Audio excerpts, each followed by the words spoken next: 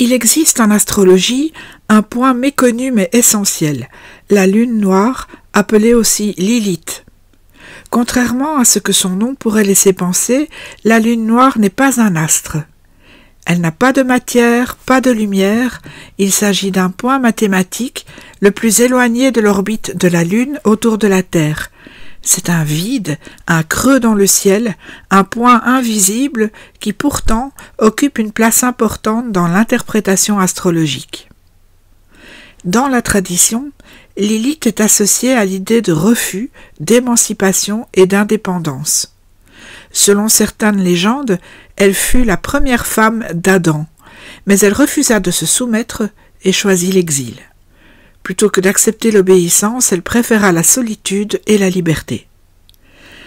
Lilith est devenue le symbole de l'indépendance, de la rébellion, mais aussi des instincts les plus primaires. En astrologie, cette symbolique reste vivante. Lilith représente cette part de l'être humain qui échappe au contrôle, cette énergie qui dérange, qui questionne, qui pousse à s'affranchir des conventions. Elle montre où se trouvent les désirs les plus profonds, parfois refoulés, et les blessures les plus anciennes. Dans un thème natal, Lilith révèle les zones de tension intérieure, ces lieux où le désir est aussi fort que le rejet.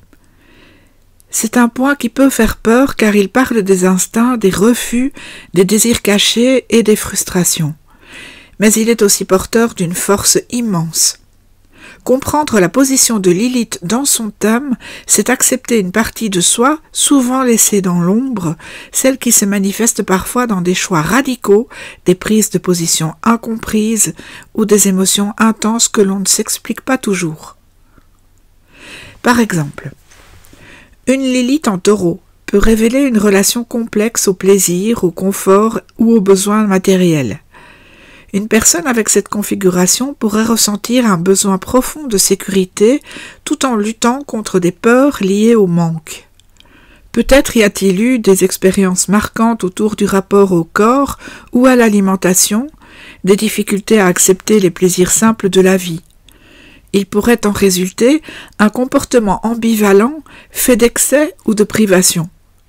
Derrière cette tension se cache une invitation, celle de réconcilier le désir avec le bien-être, d'apprendre à s'autoriser le plaisir sans culpabilité et à construire une relation plus apaisée avec les besoins essentiels.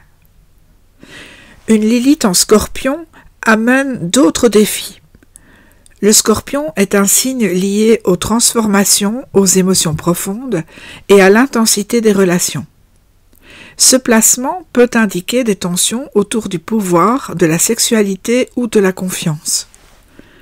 La personne pourrait ressentir une attirance particulière pour les situations intenses, voire extrêmes, tout en redoutant de perdre le contrôle. Il peut en résulter une difficulté à s'abandonner dans les relations par peur de dévoiler une vulnérabilité. Mais ce placement offre aussi une capacité de transformation profonde.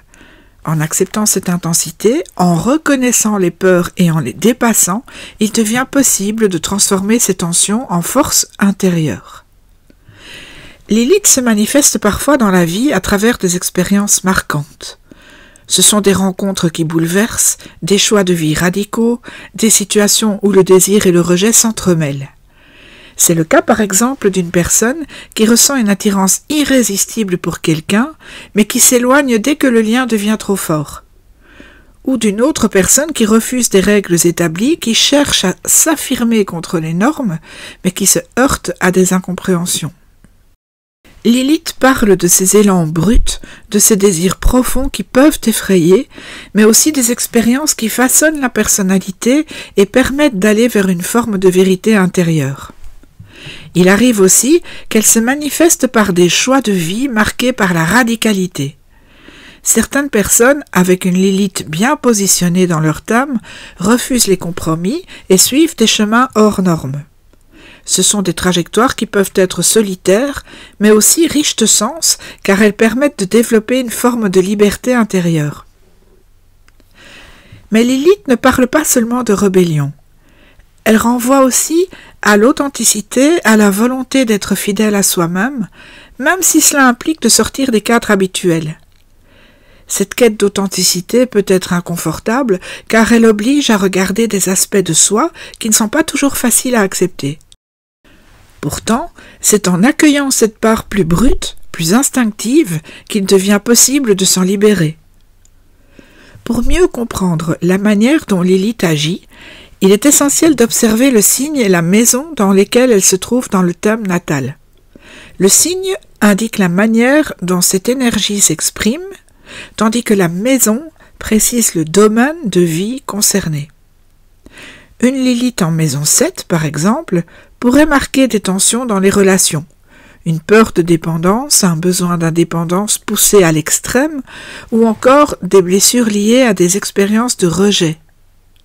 Une Lilith en maison 10, liée à la sphère professionnelle et sociale, pourrait indiquer des défis liés à la reconnaissance, à l'image publique et un besoin intense d'affirmer sa place tout en craignant le jugement des autres.